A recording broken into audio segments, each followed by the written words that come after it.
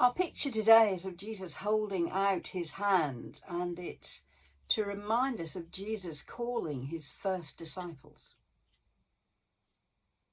And if you look in the story in John, you can see there were people following Jesus, and he turns to them and says, "What is it that you want?" And they go and visit him where he's staying and spend the day with him. Then, as you go through the story, you see Jesus simply says to some people, "Follow me," and another one, Nathanael, he sees sitting under a tree, and those that have spent time with Jesus, they say, "We found the Messiah." Let's put the picture on the tree.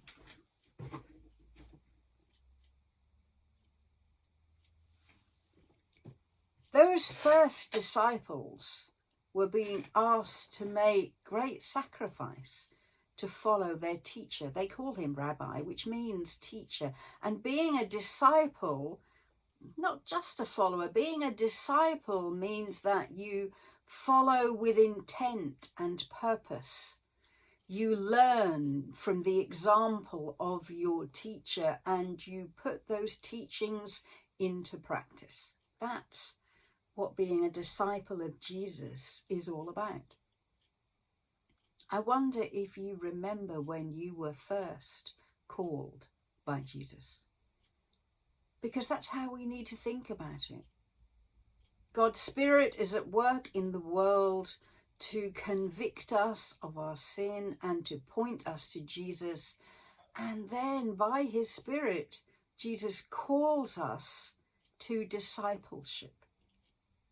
Not just to acknowledge him, not just to say that we believe in him, though that's a good start, but to say that we want to follow his example.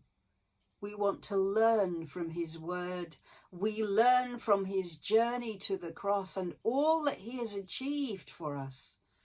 We learn that he has a plan that is more than just getting us on his side. It's about leaving us as witnesses to who he is and his plan for all of creation.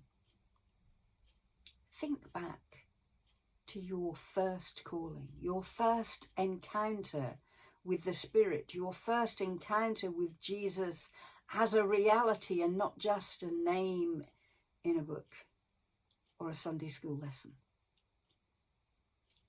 How have you been as a disciple? How much have you learned and put into practice? How deeply are you following Jesus as an example and witnessing to his reality in your life? I'll leave you to think about that.